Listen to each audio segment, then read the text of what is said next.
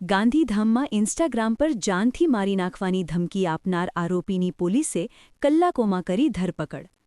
જાતીય અપમાનનો video viral કરનાર સામે એટ્રોસિટી એક્ટ હેઠળ કડક કાર્યવાહી.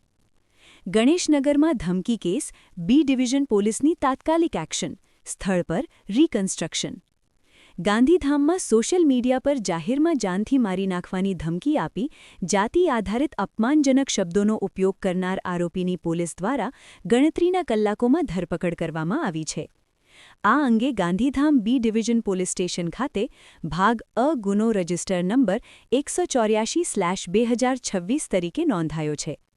આરોપી શબ્બીર સુલેમાન કાંગડા, ઉંમર 42, રહે લક્ષ્યનગર કિડાણા, તા ગાંધીધામ, દ્વારા પોતાના ઇન્સ્ટાગ્રામ એકાઉન્ટ પરથી ફરિયાદીને 24 કલાકની અંદર ગણેશનગર વિસ્તારમાં જાહેર ચોકમાં જાનથી મારી નાખવાની ધમકી આપવામાં આવી હતી. સાથે જ બીભત્સ ગાળો બોલી જાતિ આધારિત અપમાન કરવામાં આવ્યું હતું અને તેનો વિડિયો વાયરલ કરવામાં આવ્યો હતો.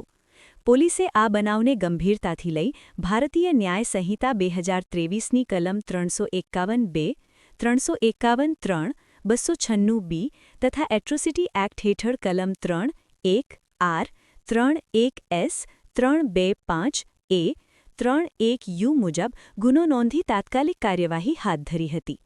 તપાસ દરમિયાન ઇન્ચાર્જ નાયબ પોલીસ અધિક્ષક સાગર સાબળા તથા બી ડિવિઝન પોલીસ ટીમ દ્વારા આરોપીને ઝડપી લઈ સ્થાનિક સ્થળ પર રિકન્સ્ટ્રક્શન કરવામાં આવ્યું હતું. પોલીસે આરોપી વિરુદ્ધ કડક કાયદેસરની કાર્યવાહી હાથ ધરી છે.